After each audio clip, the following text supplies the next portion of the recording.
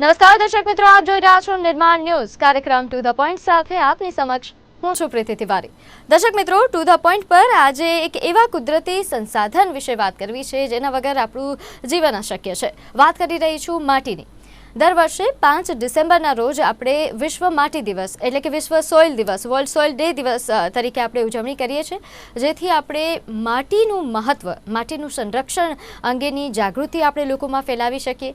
સાથે સાથે માટીની જે ટકાઉ વ્યવસ્થાપન છે તેને લઈને પણ લોકો સુધી માહિતી પહોંચાડી શકીએ અને સાથે તેનું મહત્વ, માટીને બચાવવી એ કેટલું જરૂરી છે તે સમજાવવા માટે આ દિવસની ઉજવણી કરવામાં આવે છે। વિશ્વભરમાં આ દિવસની ઉજવણી થાય છે, ત્યારે આજે આપણે આ દિવસની ઉજવણી કરવી છે, આ દિવસનું મહત્વ સમજવું છે, માટીનું મહત્વ સમજવું છે અને તેની જે ટકાઉ વ્યવસ્થાપન છે તે શું છે તે પણ જાણીશું। અને આ બધી ચર્ચા કરવા માટે મારી સાથે આજે બે મહેમાનો ઉપસ્થિત છે।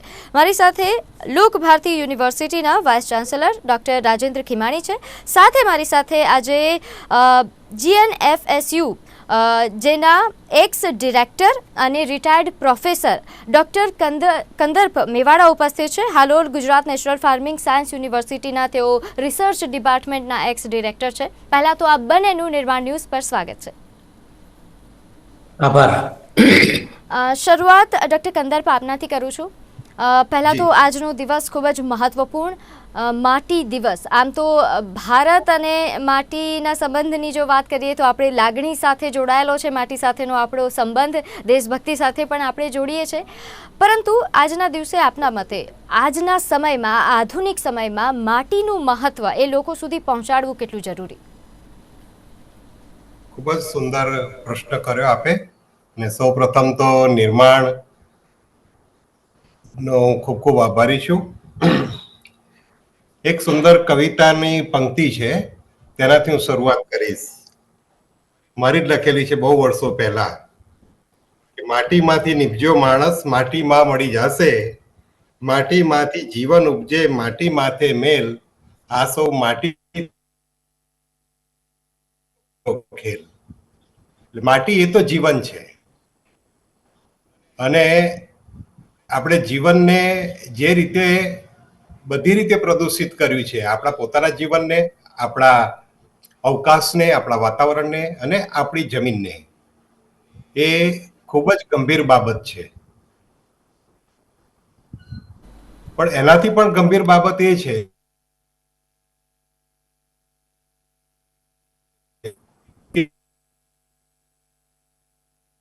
ડૉક્ટર કંદર્પ, આપનો એને અવાજ માટી સાથે કાયમ કામ કરતીમાં। હાજી જી, આપનો અવાજ થોડો ડિલે થઈને આવી રહ્યો છે, મને લાગે છે નેટવર્ક ઇસ્યુ છે। આ નેટવર્ક અનસ્ટેબલ નેટવર્ક બતાવે છે। હા, તો હું આપની બે મિનિટ પછી આપની પાસે આવું છું, આપણે આ ચર્ચાને આગળ વધારીએ એ પહેલાં ડૉક્ટર રાજેન્દ્ર, આપના તરફથી એ આજના દિવસનું મહત્વ લોકો સુધી પહોંચવું કેટલું જરૂરી છે? આજના સમયમાં માટી વિશે જાણકારી લોકો સુધી પહોંચાડવી કેટલી જરૂરી? માટીના સંદર્ભે આપણે બે રીતે વિચાર કરવો જોઈએ। એક તો જે શહેરીજનો છે એને શું માટીનું મહત્વ, અને ગામડામાં રહેતા અને ખેતી કરતા લોકોને માટીનું શું મહત્વ। આજકાલ તમે જોતા હશો અને અમદાવાદમાં તો બહુ સરસ રીતે આપણે બધે જ બ્લોક્સ પાથરી દીધા છે, એટલે માટી તમને ક્યાંય દેખાય જ નહીં। એટલા માટે આપણે દેખાવા નથી દેતા કે જો માટી હોય તો એમાં કશું લીલું ઉગી જાય, ઘાસ જેને આપણે કહીએ છીએ, એ આપણને ખરાબ લાગે છે અને એટલે આપણે સુશોભન કરવા માટે બધે જ બ્લોક પાથરી દીધા છે। હવે વિચારીએ આપણે કે માટીની સાથેની આખી દુનિયા જ્યારે વાત કરતી હોય એ વખતે આપણે જ્યાં રહીએ છીએ ત્યાં તો માટીને આપણે અડવા જ નથી દેતા। આપણા પગને માટી ન અડવા જોઈએ, બાળકને માટી અડાય જ નહીં। બાળકને એવું આપણે શીખવાડીએ કે બાળક છે એ માટીને અડે તો એમાંથી જમ્સ આવે, ને જમ્સ આવે એટલે તમે માંદા પડી જાઓ, એટલે તમારે માટીને અડવાનું નહીં। આ આપણે કઈ કક્ષાએ પહોંચ્યા છીએ એનો એક નમૂનો। બીજો એવો જ નમૂનો ગામડાનો પણ છે કે ગામડાની અંદર પણ માટી જે રીતે ધોવાણ થાય છે, માટી બનતા કેટલા વર્ષો લાગે, એ પણ તમને આમ જોવા જાવ તો 400 વર્ષે માટીનું એક કણ બને। જે પહાડ હોય પહાડમાંથી તૂટે, મોટો પથ્થર થાય, નાનો પથ્થર થાય, રેતી થાય. એવું થતા થતા થતા 400 વર્ષે એક ક્લે પાર્ટિકલ્સ બનતો હોય. હવે એ ક્લે પાર્ટિકલ્સ છે એ વરસાદ આવ્યો કે કંઈ મોટું પેલું આવ્યું પાણી તો બધું ધોવાઈને જતું રહે, અને આપણે છે એની ઉપર ખેતી કરવાના છીએ. એટલે માટીનું મહત્વ બધી જ કક્ષાએ હું બહુ સ્પષ્ટ રીતે માનું છું કે શહેરીજનો એમ હાથ ઊંચા કરીને જતા રહે કે આપણે શું કામ, તો આ પણ બરોબર નથી જ. અને એ આપણે વિચારવું જ પડે કે બાળકને માટીથી રમતું કરવું પડે, ને તો જ બાળકને છે એ માટીની જેને મૂલ્ય કહીએ આપણે, એ મૂલ્ય એના મનમાં આવે. આપણે બધા જ એમાં હું પણ આવી જાઉં, એટલે હું એવું નથી કહેતો હું એનાથી બાકાત છું, પણ આપણે જરા બધું સમજવાની જરૂરિયાત છે. એટલે માટીનું મહત્વ આજના દિવસે આખું વિશ્વ જ્યારે કરી રહ્યું છે ત્યારે એને મેં 2 ભાગમાં વહેંચી આપ્યું, એક રૂરલ એરિયાઝ અને બીજું અર્બન એરિયાઝ. અને બંનેને છે એ માટીની જરૂરિયાત છે, અને બંનેને માટીના મહત્વને સમજવાની જરૂરિયાત છે. કારણ કે આજે દિવસે દિવસે આપણી માટી જે છે એ માટીની ઉત્પાદકતા ઘટતી ચાલી છે. ઘણા બધા કારણો છે, એમાં કે એક કારણ છે એવું નથી, એટલા બધા કારણો છે કે જેને કારણે આપણી માટીની ઉત્પાદકતા ઘટતી ચાલી છે. જેમ આપણા શરીરની અંદર એન્ટીબાયોટિક્સ આપણને પહેલા બહુ નાનું એક એન્ટીબાયોટિક્સ આપતા હતા તો પણ આપણે સારા થઈ જતા હતા. હવે આપણે નથી થઈ શકતા, એના વધારે ડોઝ કરવા પડ્યા છે ત્યારે આપણે એન્ટીબાયોટિક અસર થાય છે. એવું જ આજે માટીનું થઈ ગયું છે કે માટીની અંદર તમે પોષક તત્વો નાખો તો એ પોષક તત્વો પહેલા થોડા પ્રમાણમાં નંખાતા હતા અને ઉત્પાદન વધારે લઈ શકતા હતા. આજે હવે એવું નથી રહ્યું, આપણે વધારે પોષક તત્વો નાખીને ઉત્પાદન તો એનીથી પણ ઘટતું રહ્યું છે.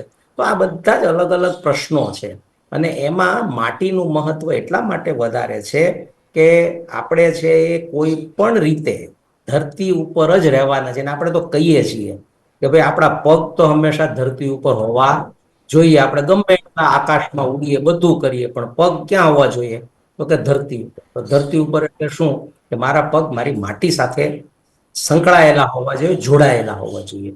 તો આ વસ્તુને આપણે ચરિતાર્થ કરવી પડે, ને તો જ જેને આપણે માટીનો દિવસ અથવા તો સોઇલ ડે તરીકે ઉજવણી કરીએ છીએ તો એનો અર્થ સરે.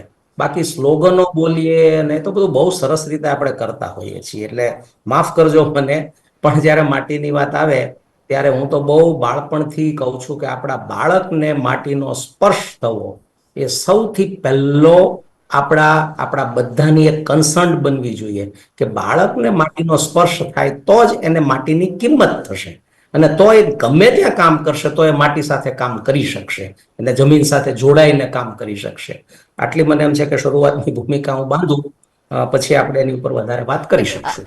ડૉક્ટર કંદરબા, આપ જે વાત કરી રહ્યા હતા, મહત્વ જણાવી રહ્યા હતા, શરૂઆતથી થોડું ફરીથી જણાવશો? અને સાથે સાથે જે ફળદ્રુપ માટીની વાત થઈ, આ ફળદ્રુપતા આપણા રાજ્યમાં કેવા પ્રકારની છે એના વિશે પણ થોડી માહિતી આપશો?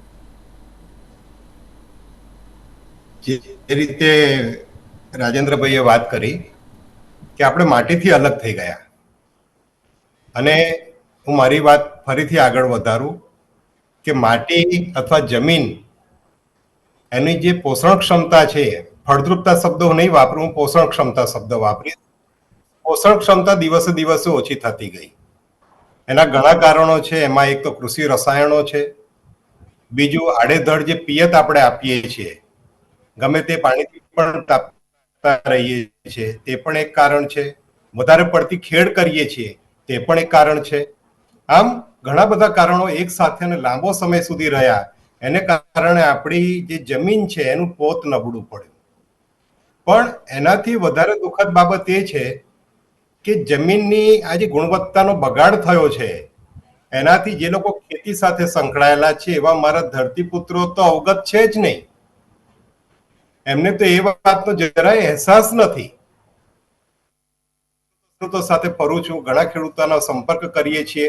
અત્યારે અમે પ્રાકૃતિક કૃષિનું એક અભિયાન ચલાવી રહ્યા છીએ, પણ ખેડૂતોને જમીન સાથે કઈ રીતે કામ કરવું આટલા વર્ષોથી કામ કરે છે. મૂળ વસ્તુ છે કે સજાગતા નથી, અને આ જાગૃતિ લાવવી એના માટે જ આપણે કદાચ આ માટી દિવસ, વિશ્વ માટી દિવસ ઉજવવો પડે. પણ મારી દ્રષ્ટિએ તો દરરોજ આપણો જી આપણે એક દિવસ માટી દિવસ હાજી, તો ફરી આપણું પોતાનું જે જીવન છે એ પણ કદાચ કંઈક ભયજનક રીતે આગળ વધી જશે. બિલકુલ બિલકુલ સાચી વાત છે.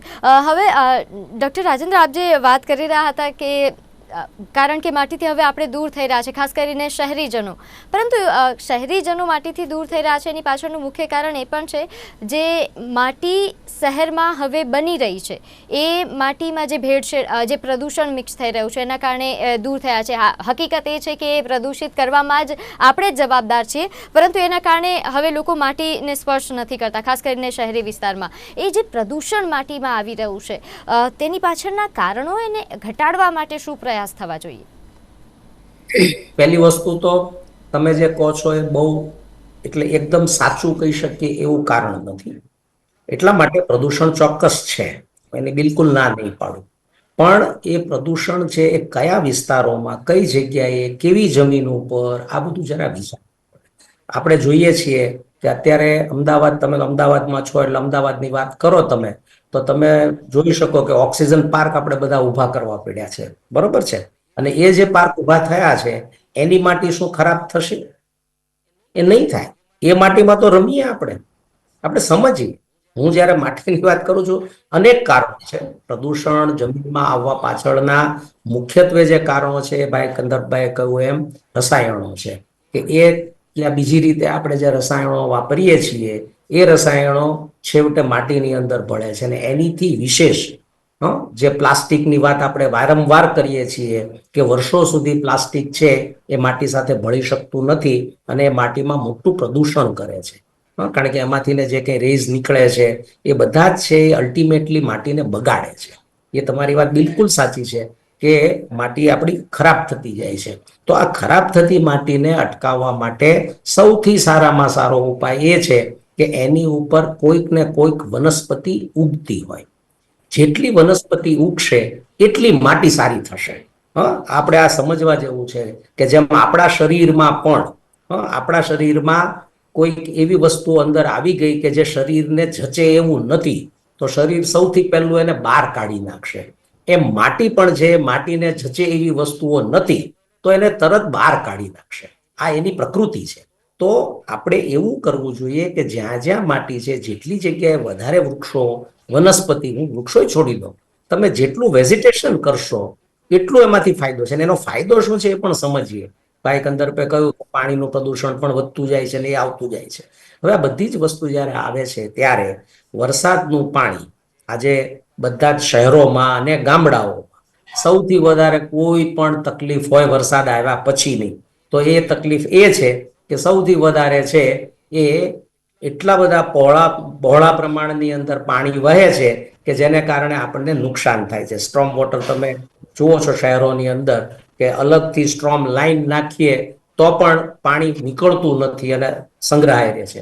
હવે એનો બીજો કોઈ ઉપાય હોઈ શકે? તમે જેટલી ખુલ્લી જમીનો છે એ ખુલ્લી જમીનોની અંદર વેજીટેશન કરીએ આપણે તો ચોક્કસ એ જમીનની અંદર વરસાદનું પાણી ઉતરી જશે. અને વરસાદનું પાણી જો ઉતરી જશે તો એ બહાર વહેવાનું નથી. તમને એક ઉદાહરણ હું આપું. સર્વદમન પટેલ કરીને રવિપુરાની અંદર ફાર્મ ચલાવે છે. બહુ સરસ ફાર્મ છે. ભાઈ કાકા જેમણે વિદ્યાનગરની સ્થાપના કરી એના પૌત્ર થયા. એ પૌત્ર એ સર્વદમનભાઈ છે એ 40 વર્ષથી ઓર્ગેનિક ખેતી કરે છે અને જમીન એવી એને આમ પોચી બનાવી છે કે જેને કારણે જ્યારે આપણે ત્યાં મને એમ છે કે 2007ની અંદર બહુ જ વરસાદ પડ્યો અને ખૂબ ધોવાણો થયા બધા. એ વખતે એના ખેતરનું એક ટીપું પાણી ખેતરની બહાર નથી નીકળ્યું, કારણ કે એને જમીન માટી એવી બનાવી કે જેટલો વરસાદ પડે બધું વરસાદનું પાણી જમીનની અંદર ઉતરી જાય. તો આ માટીનું લક્ષણ છે, એને આપણે શું કામ બગાડી નાખીએ છીએ? એટલે જે કંઈ પ્રદૂષણો થાય છે એ પ્રદૂષણોમાંથી બચવા માટે આપણે છે એ સૌથી સારામાં સારો કોઈ ઉપાય હોય, ઉપયોગ હોય તો જેટલું બને એટલું વનસ્પતિનો ગ્રોથ એ ગમે તે હોય એ બધી જ વનસ્પતિઓ છે એ કામની છે. અને એ વનસ્પતિઓનો ગ્રોથ થાય તો જમીન હંમેશા સુધરવાની. અને એ જમીન શું કામ સુધરવાની? તો કે વનસ્પતિઓના મૂળની સાથે એટલા બધા માઇક્રો ઓર્ગેનિઝમ્સ હોય છે કે જે માઇક્રો ઓર્ગેનિઝમ્સ જમીનને સુધારે છે. તો આ માઇક્રો ઓર્ગેનિઝમ્સનો ખોરાક પૂરું પાડવાનું કામ આ વનસ્પતિઓ કરે છે. તો એવું જો આપણે કરતા થઈએ તો આપણી જમીનો સુધરતી જશે. એટલે માટીની જે આપણે કલ્પના કરીએ છીએ એવી સરસ માટી છે એ આપણને મળતી થાય. અને પ્રદૂષણના કારણો તમે જે ભાઈએ કહ્યું એ પ્રમાણે કેમિકલ્સ ઘણું બધું છે એમાં. એટલે આપણે માત્ર એક વસ્તુ નથી, તમે માનો કે વાહનો ચલાવો છો તો એ વાહનોનો પણ છેવટે જે કંઈ ગેસ નીકળે છે, ગેસ પ્રેસિપિટેટ થઈને આવે છે તો જમીન ઉપર જ. એટલે જમીન ઉપર જ્યારે આવે છે ત્યારે એનું પ્રદૂષણ છે એ માટીને થવાનું જ છે. ડૉક્ટર કંદર્પ, આપણે ગ્રામ્ય વિસ્તારની જો વાત કરીએ તો ત્યાં અત્યારે ખાસ કરીને આપણા રાજ્યમાં ત્યાં માટીના સંરક્ષણની શું જરૂરિયાત ઊભી થઈ છે, કેમ ત્યાં પરિસ્થિતિ કેવી છે માટીને લઈને ગ્રામ્ય વિસ્તારોમાં? તમને હમણાંનું જ એક ઉદાહરણ આપું. ગઈ સિઝનમાં જ ઓક્ટોબરની અંદર છેલ્લે ખૂબ ભારે વરસાદ, અને એને કારણે મોટા ભાગના જે હતા જંબુસર બાજુ જે વરસાદ થયો, મોટા ભાગના ખેતરોમાં 2 થી 3 ફૂટ પાણી ભરી ગયું. ટૂંકમાં પાણીનો નિકાલ ન થયો. પાણી જમીનમાં જે ઉતરવું જોઈએ એ ન ઉતર્યું, ને એને કારણે આખો પાક ફેલ ગયો. એ આખા જંબુસર તાલુકામાં લગભગ 75% જે ખેડૂતો છે એમનો કપાસનો પાક નિષ્ફળ ગયો. તેનું મુખ્ય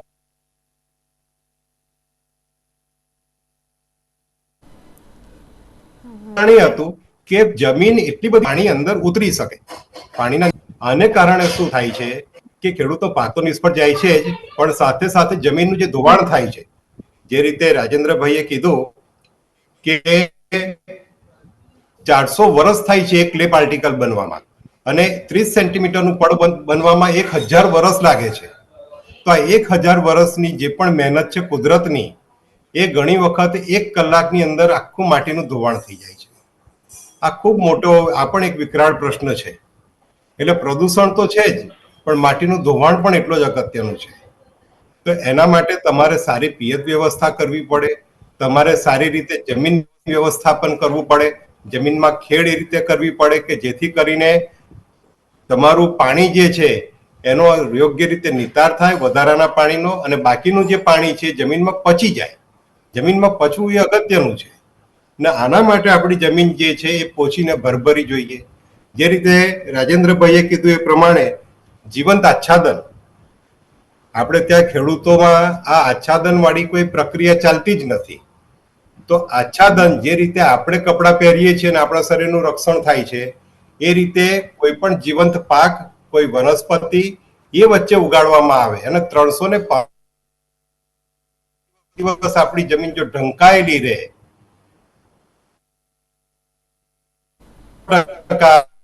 આપણી જમીન વધારે પોચી થશે, ડેન્સિટી ઘટશે, તો એની પાણીની પચવાની જે ક્ષમતા છે એ વધવાની છે. લાંબો સમય તમારું પાણી જમીનમાં ભેજ જળવાઈ રહેશે. જમીનમાં ભેજ જળવાઈ રહેશે તો એની જે માઇક્રોબિયલ એક્ટિવિટીઝ છે વધારે સારી થશે, અને આપણે જમીનમાં જે પણ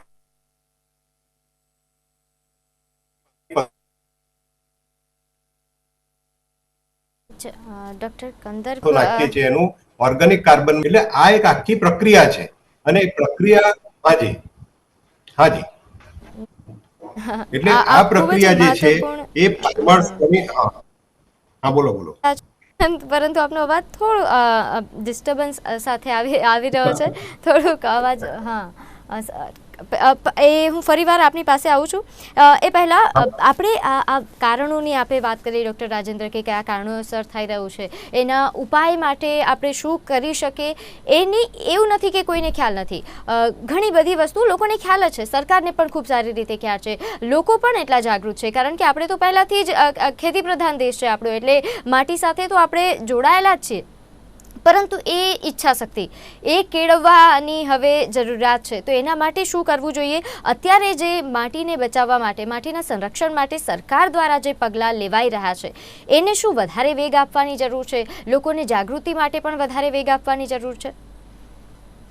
જો 2-3 વસ્તુ આપણે સમજવી જોઈએ કે સરકાર દ્વારા જે પગલાં લેવાય છે એ તો એને સપોર્ટ કરે એવું આપણે કહી શકીએ, પણ મૂળમાં તો છે એ વ્યક્તિગત ધોરણે આપણે બધાએ શું કરવું જોઈએ, અને એમાં માત્ર ખેડૂત નહીં, આપણે બધાની જવાબદારી છે. હજી હું ફરી એટલા માટે આ કહી રહ્યો છું કે શહેરીજનો એમ માને છે કે માટી સાચવવાની વાત તો ગામડાના લોકોની છે, અમારી નથી એમ. તો આ પણ બરોબર નથી ને. મેં એટલે જ પહેલા તમને શહેરીજનોના ઉદાહરણો આપ્યા કે આ બધી વસ્તુઓ કરવી પડશે.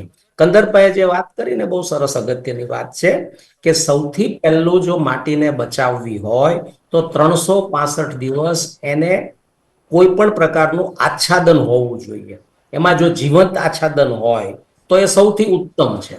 તમે જુઓ પરદેશોની અંદર તમે જોતા હશો કે કાંઈ ના હોય ને તો ત્યાં બધે લોન કરેલી હોય, ઘાસ ઉગાડેલું હોય, એને કટ કર્યા કરે, બીજું કાંઈ ન કરે.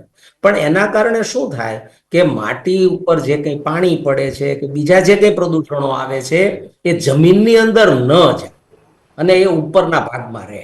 આપણે ત્યાં તમે જુઓ, અને એને પાસેના આપણે કારણો બહુ સરસ આપી શકીએ છીએ કે લોન કરવી હોય તો પાણી વધારે જોઈએ, તો એ પાણી આપણી પાસે છે નહીં. પણ ક્યારેય આપણે એવો વિચાર નથી કર્યા કે આપણે જેટલું પ્રદૂષિત પાણી બહાર ફેંકીએ છીએ એ પ્રદૂષિત પાણીને ફરી આપણે વાપરીને બગીચામાં વાપરી શકીએ કે ન વાપરી શકીએ.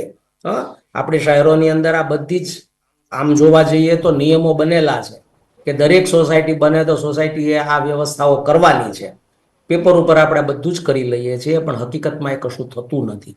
એટલે સૌથી અગત્યની વાત એ છે કે માટી બચાવવી હોય કે આ પ્રદૂષણ, અને પેલું તમે કહ્યું એ થોડું અર્ધસત્ય એટલા માટે છે કે લોકોને ખ્યાલ નથી. એ પણ હકીકત છે કે જે માટી બને છે એ માટી કેવી રીતે બને છે, કેટલા સમયમાં બને છે અને એની ઉપયોગિતા શું છે. આપણે બધા છે ને શોર્ટકટ શોધીએ છીએ, અને શોર્ટકટ જ્યારે શોધીએ છીએ ત્યારે દાખલા તરીકે હું તો ખેતરમાં પણ તમને વાત કરું કે આજે ખેતી જે થાય છે એ ખેતીમાં લગભગ 60% ખેતી છે એ ભાગવે અપાય છે, ભાડે આપી દેવામાં આવે છે. તમારું ફ્લેટ હોય એ ફ્લેટને તમે ભાડે આપી દો અને એની પાસેથી અપેક્ષા રાખો કે તમારો ફ્લેટ છે એ ખૂબ સરસ રીતે સચવાય. એવું થઈ શકે? એવું ન થઈ શકે. એમ ખેતીની અંદર પણ અત્યારે લગભગ 60% છે એ ભાગવે જમીન આપવામાં આવે. એને જમીનની સાથે કોઈ નિસ્બત નથી. એને તો જે કંઈ એમાંથી ને ઉત્પાદન મળે છે એક સિઝનમાં, એક વર્ષમાં, એ લઈ લેવું છે. એટલે એને ચૂસીએ છીએ આપણે. અમે એવું કહેતા હોઈએ છીએ કે જેમ આપણે માતા પાસેથી જ્યારે ધાવણ કરીએ તો એ આપણને પોષક રૂપ જેમ મળે, એને ચૂસી ન લેવાય. એને ચૂસી લઈએ તો ન ચાલે. એમ જમીનને પણ ચૂસાય નહીં. આપણી જરૂરિયાત પૂરતું આપણે ચોક્કસ લઈએ, પણ એને ચૂસી લઈએ તો એ તો ક્યારેય થવાનું નથી. એટલે જમીનને સાચવવાની આપણી બધાની જવાબદારી છે, અને એમાં મેં તમને કહ્યું એમ છે કે બધું જ લગભગ આપણે છે એ ત્રાહિત અથવા તો ત્રીજી વ્યક્તિને કામ સોંપી દઈએ છીએ. અને ત્રીજી વ્યક્તિને જ્યારે કામ સોંપીએ છીએ ત્યારે એને તો ટૂંકા ગાળામાં એને શું ફાયદો થાય એને પડી હોય છે. એને લાંબા ગાળાની કોઈ વસ્તુની અસર નથી થતી, લાંબા ગાળા માટે ક્યારેય વિચારતો નથી. એટલે આ ખેડૂતોના સંદર્ભે પણ આ છે, અને એવું જ આપણે જ્યાં રહીએ છીએ એ સોસાયટીઓના સંદર્ભે પણ છે. એટલે આપણે આ બધી જ વસ્તુઓને સમજીએ કે ટૂંકા ગાળાના સોલ્યુશન્સ જે આપણે કાઢીએ એ બરોબર નથી, અને લાંબા ગાળા માટે વિચાર કરવો જોઈએ. જેમ આપણે બગીચાઓ બનાવીએ છીએ એમ સોસાયટીઓએ ખુલ્લી જમીન રાખી અને સરસ રીતે છે એની માવજત કરવી જોઈએ. એમાં સરસ રીતે છે એ વૃક્ષો અથવા તો વનસ્પતિ અથવા તો કોઈ પણ પ્રકારનું લીલી વસ્તુ ઉગતી હોય એવું જો આપણે કરીએ તો એ બધું ઉપયોગી છે. પણ આપણે છે એવા આપણે પહેલામાં પડ્યા છીએ કે આપણને કોઈ જગ્યાએથી માટી ધૂળ આપણને મળવી જોઈએ નહીં. આપણા કપડાને કે પગને એ ધૂળ અડવી ન જોઈએ. એ આપણી આખરી માનસિકતા આપણે બનાવી દીધી છે.